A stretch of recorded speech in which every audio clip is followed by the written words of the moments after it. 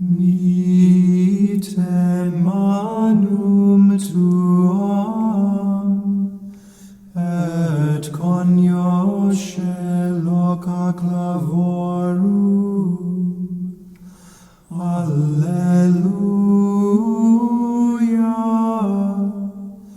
et noli esse incredulus,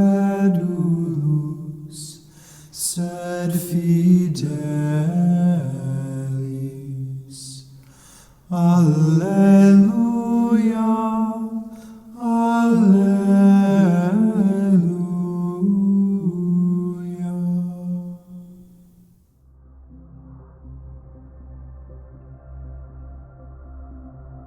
Our antiphon for this Sunday's communion is simple but subtle and has a depth of meaning for us. When I first read the English rendering of the text that we have on our literal translation, I was surprised by it. Stretch out your hand and examine the place of the nails, alleluia. And do not be unbelieving, but believing, alleluia, alleluia. Now, if you're as big of a fan of Caravaggio's Doubting Thomas painting as I am, you'll be struck by the words, examine the place of the nails. Stretch out your hand and examine the place of the nails, because that's not what Christ tells Thomas to do. And so I looked at the Mass translation for the NAB, and sure enough, Christ says, put your fingers here and see my hands. Bring your hand and put it into my side. Hence Caravaggio's rendering of Christ pulling Thomas's hand right into his side. Now, the person who wrote this chant, the monk or the priest, certainly wouldn't have had in English. He would have had the Latin Vulgate. And sure enough, the Latin Vulgate, if you know Latin, says the same thing. The term loca clavorum actually occurs two verses earlier than this passage. All this is to say that our composer for this antiphon made some editorial choices. The second half, et noli esse incredulus, is exactly verbatim from the Vulgate.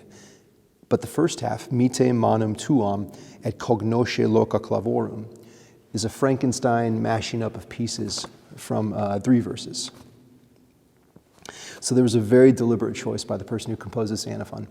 And what I found amazing about that is that when I sing this piece, the words that hang in my mouth, that stick in my mouth, are et cognosce loca clavorum. If you're a literature person, you would recognize there's a lot of consonants, k, k, k, and there's a lot of assonants, o, o, o, repeated sounds. And it emphasizes these words. And musically, the same thing happens.